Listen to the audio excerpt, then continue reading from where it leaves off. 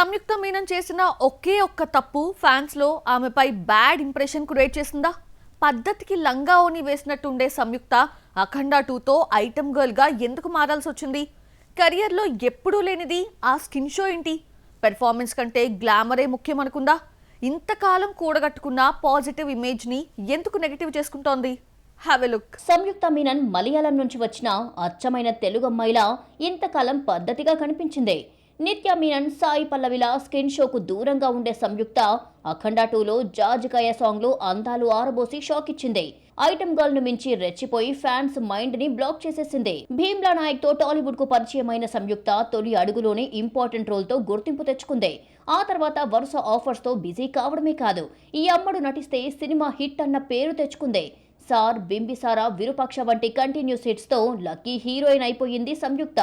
ఎన్ని హిట్స్ పడినా లిమిట్స్ లో ఉన్న సంయుక్త మీనన్ అఖండ 2లో మాస్ సాంగ్ వచ్చేసరికి స్కిన్ షోతో తనకున్న ఫ్యామిలీ ఇమేజ్ ను చేజెతులారా చెడగొట్టుకుంటుంది. సినిమాలో సంయుక్తది ఇంపార్టెంట్ రోల్ అంటూ దర్శకుడు బోయపాటి ఆమె క్యారెక్టరైజేషన్ ని రివీల్ చేయలేదు.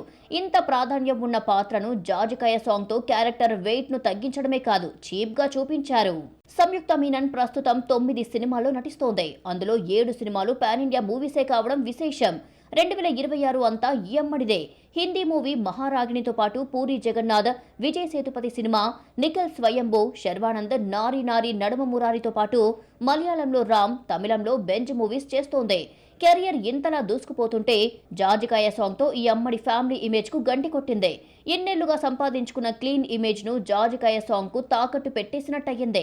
మున్ముందు కూడా ఇలాగే రెచ్చిపోతాను అంటే ఇంతకాలం స్పెషల్ గా కనిపించిన సంయుక్త ఇక నుంచి రొటీన్ హీరోయినే. అఖండ 2లో సంయుక్త ఐటమ్ గర్ల్ గా కనిపించడం ఆమె ఫ్యాన్స్ కు అంతుపట్టని పజిల్ గా మారింది.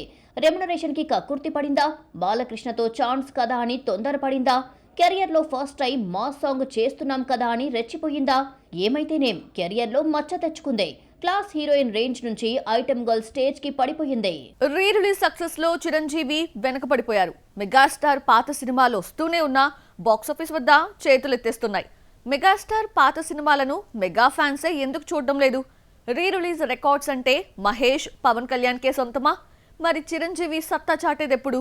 తెలుగులో రీ రిలీజ్ ట్రెండ్ నడుస్తోంది. చిన్న హీరో, పెద్ద హీరో అన్న తేడా లేకుండా ఓల్డ్ హిట్స్ ను దించేస్తున్నారు. రామ్ చరణ్, ఎన్టీఆర్, ప్రభాస్ వంటి స్టార్స్ ఉన్న పాత సినిమాల విషయంలో పోటీ మాత్రం మహేష్, పవన్ కళ్యాణ్ మధ్య నడుస్తోంది. మహేష్ బర్త్డే నాడు వచ్చిన మురారి పాత రీ రిలీజెస్ రికార్డ్స్ అన్ని బద్దలు కొట్టేసింది. మెగా హీరోలకు ఫ్యాన్ బేస్ ఎక్కువ. పవన్, రామ్ చరణ్, బన్నీ విషయంలో ఇది వర్కౌట్ అవుతున్నా చిరంజీవి దగ్గరకు వచ్చేసరికి రీ రిలీజెస్ ను ఆడియన్స్ చూడటం లేదు. చిరంజీవి గతంలో గ్యాంగ్ లీడర్, ఘరానా మొగుడు వంటి రీ రిలీజెస్ తో వచ్చిన పెద్దగా ఎఫెక్ట్ చూపలేదు. చిరంజీవి తన కెరియర్ లో నటించిన ఏకైక కౌబాయ్ మూవీ కొదమసింహాను రీ రిలీజ్ చేస్తే 30 లక్షలతో సరిపెట్టుకుంది. కొదమసింహం ఒరిజినల్ ప్రింట్ ని 4K గా మార్చడంతో క్వాలిటీ కూడా చాలా బాగా వచ్చింది. మెగాస్టార్ ను కౌబాయ్ గా మరొకసారి చూడాలని ఫ్యాన్స్ అనుకోకపోవడంతో పెద్ద సెంటర్స్ లో తప్ప మిగతా చోట్ల సినిమాకు పోస్టర్స్ డబ్బులు కూడా రాలేదని తెలిసిందే. రీ రిలీజ్ విషయంలో నిన్నటి వరకు మహేష్, పవన్ సందడి నడిస్తే ప్రెజెంట్ సీనియర్స్ దూకుడు చూపిస్తున్నారు. ఆల్రెడీ చిరంజీవి, బాలకృష్ణ చాలా సార్లు కనిపించగా వెంకటేష్, నాగార్జున రీ రిలీజెస్ కి ఇప్పుడిప్పుడే అలవాటు పడుతున్నారు. వెంకటేష్, ప్రీతి జింటా నటించిన లవ్ స్టోరీ ప్రేమంటే ఇదేరా హీరో బర్త్డే సందర్భంగా ఈ నెల 13న రిలీజ్ అవుతోంది. దిల్సే తర్వాత ప్రీతి జింటా నటించిన రెండో సినిమా ప్రేమంటే ఇదేరాతో తెలుగులో ఎంట్రీ ఇచ్చింది. జేన్సీ పరాంజీ డైరెక్షన్ లో రమణ్ గోగుల ఈ సినిమాను మ్యూజికల్ హిట్ చేశాడు. వెంకటేష్ పాత సినిమాలు థియేటర్స్ దగ్గర క్యూ కడుతున్నాయి. డిసెంబర్ 13న ప్రేమంటే ఇదేరా వస్తుంటే జనవరి 1న నువ్వు నాకు నచ్చావు రిలీజ్ అవుతోంది. త్రివిక్రమ్ కథ, మాటలు అందించిన ఈ సినిమా విజయభాస్కర్ డైరెక్షన్ లో ఫ్యామిలీ ఎంటర్టైనర్ గా రూపొందింది. సీనియర్స్ నటించిన క్లాసిక్స్ ను రీ రిలీజ్ చేసిన ఫ్యాన్సే పట్టించుకోవడం లేదు. ఆదిత్య 369, ఇంద్ర వంటి సూపర్ హిట్స్ మళ్లీ థియేటర్లోకి వచ్చినా మంచి వసూళ్లు రాబట్టలేకపోయాయి. అయితే తెలుగు సినిమా గతిని మార్చిన శివ 4 కోట్లకు పైగా గ్రాస్ ని తీసుకొచ్చింది. శివ కోసం స్టార్స్, సెలబ్రిటీస్ ఇచ్చిన భారీ ప్రమోషన్ తో పోల్చితే వచ్చింది తక్కువే. జపాన్ లో హిట్ కొట్టడం ఎలా? జపనీస్ మార్కెట్ పెంచుకోవటం ఎలా? ఇండియన్ మేకర్స్ జపాన్ వసూళ్లపై ఎందుకు కన్నేశారు? జపాన్ లో మొదలైన పుష్ప 2 కథ మళ్ళీ అక్కడికే చేరుతోంది. జనవరి 16న పుష్ప 2ని జపాన్ లో రిలీజ్ చేస్తున్నారు. RRR రిలీజ్ అయిన 6 నెలల తర్వాత జపాన్ లో విడుదలైంది. ప్రమోషన్ కోసం రామ్ చరణ్, ఎన్టీఆర్, రాజమౌళి జపాన్ వెళ్లి ఓ వారం రోజుల పాటు ప్రమోషన్ చేశారు.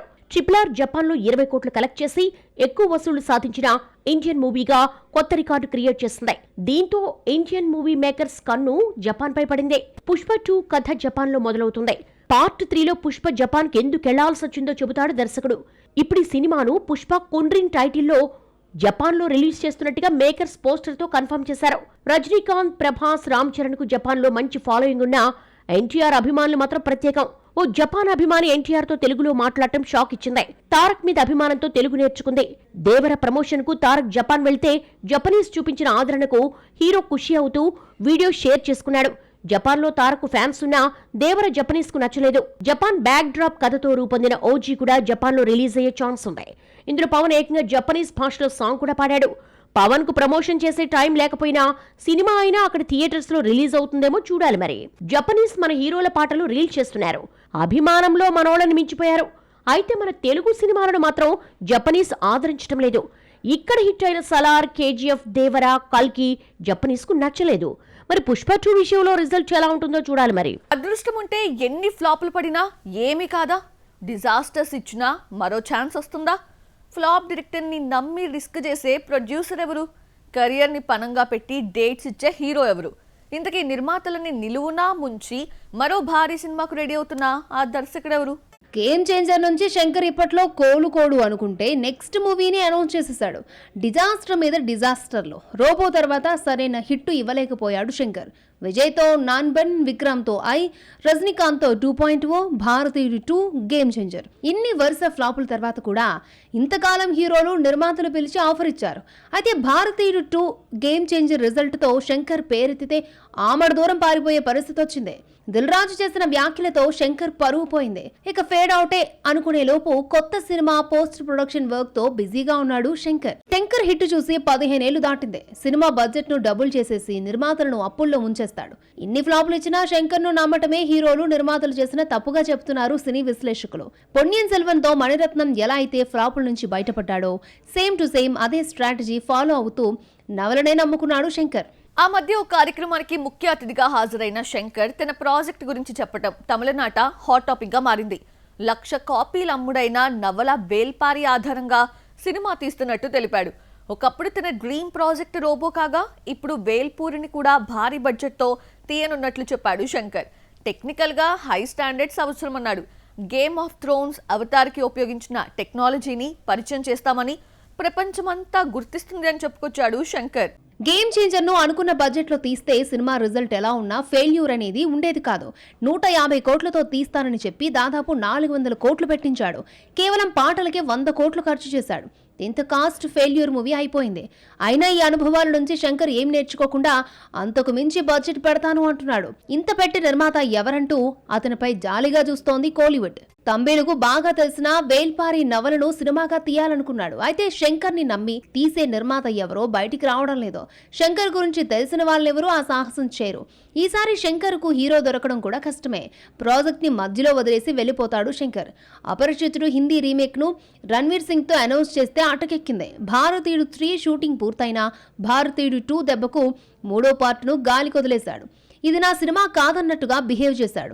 దీంతో శంకర్ ని నమ్మాలంటే నిర్మాతలే కాదు హీరోలు కూడా భయపడుతున్నారు. శంకర్ కలల ప్రాజెక్టు హీరోపై రకరకాల వార్తలు వస్తున్నాయి. సూర్య, విక్రమ్ తెలిసి శంకర్ తో పెట్టుకోరు. పాన్ ఇండియా మార్కెట్ ఉన్న యష్ ను సంప్రదించినట్లుగా వార్తలు కూడా వచ్చాయి. డైరెక్టర్ లిస్ట్ లో శివకార్తికేయన్ కూడా ఉన్నాడట.